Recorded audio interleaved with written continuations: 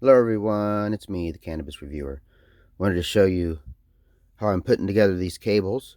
This is the cable for the second moisture sensor that I'm going to add to the Raspberry Pi GROWS system. GROWbox Supervising System. That's what GROW stands for, by the way, just so y'all know. I had to get wire first, so got me some wire. You know, red, blue, all of this. Now the wire, I write shit down on it, so that's 20 gauge. So these are all 20 gauge. Now what's the gauge mean? That's the size of the wire.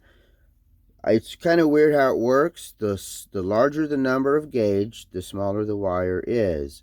So if you got a 20 gauge like this is smaller than a 16 gauge. Really weird, right? That's how it's done by the AWG. And that is how I calculated that I would have enough to get the signal down this long ass wire. Grove used flat wire, and I didn't look exactly, but I would say this is probably 24, 26 gauge wire. It's actually smaller than what I'm using, as you can see, by a substantial amount, really. Probably twice as large, if not more. But I did that because of internal resistance down the wire. You know, for you guys that are into this electrical and hobby stuff, you should know or have calculated, or at least maybe not calculated, went online, looked at some of the calculators that are out there, that there's resistance depth per foot down that line, and you can look those specifications up if you want on the wire manufacturer's data sheet, and that'll tell you what the resistance is. And from that, if you want to get super nerdy, you can calculate what the voltage drop will be at the end of that line, all the way at the end of that wire, or coming back. Doesn't matter each way. You can determine how much that voltage drops, especially with DC. You can certainly do it because it's a DC constant voltage. With signals that fluctuate and have a cycle to them and a frequency, it's even worse, because now you have capacitance and inductance playing a role in that wire. So it can get even worse and not even get to the voltage level that you would have on a DC voltage. That's a problem, because all DC systems need to have a high and a low voltage within a certain range, or it doesn't work very well. So I'm going to try to go with a larger wire. I've done this on the other one. It seems to work. Every once in a while, it may. Yeah, actually, no. It was the temperature sensor that crapped out. It wasn't this. So I've had good luck with this larger wire. Man, I've soldered. I'm not a huge fan of connectors, except for the one case is I need to replace. And if you need to do a lot of replacing or potential, connectors are great. But I never really met a connector I like that well, because you know you gotta use special tooling and everything to get this thing to work. You know, to plug these in, it's a special type of tool to clip. So that instead, and I'm not spending the money on the tool, so I'll solder it and then I'll heat shrink it. And that's what you see here. Haven't done the other side. It's right here. I haven't trimmed it yet. How'd I get that wire twisted? Because I run all these wires. Well, not really complicated, but you just got to have the right tool, or some of the tool. Drill.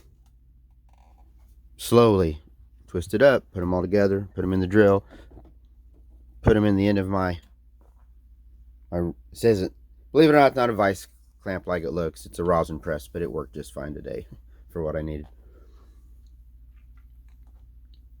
Got it all twisted up. I'm going to do this side next.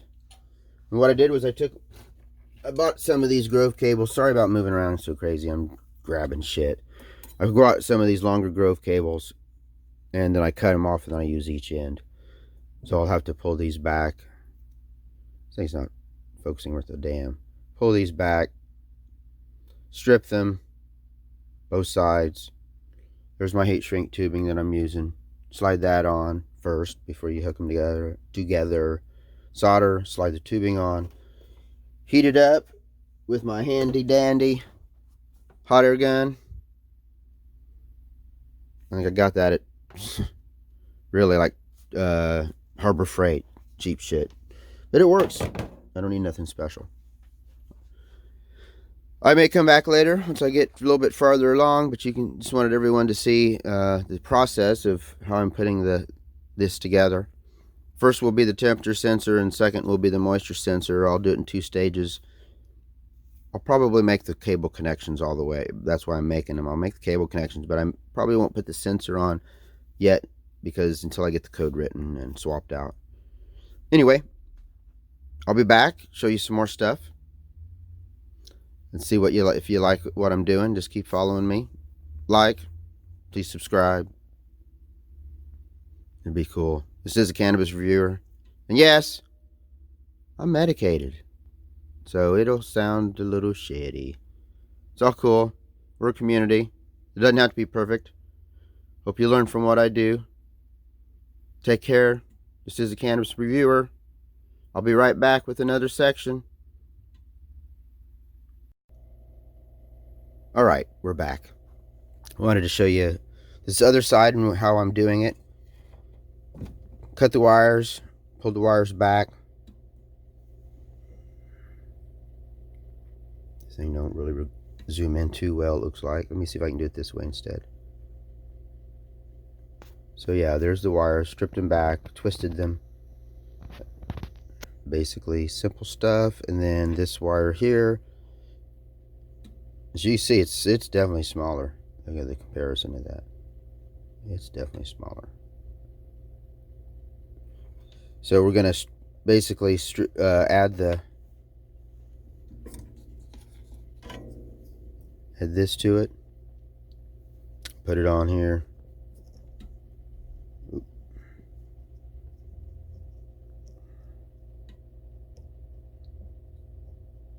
Hard to do one-handed when you're holding a damn video.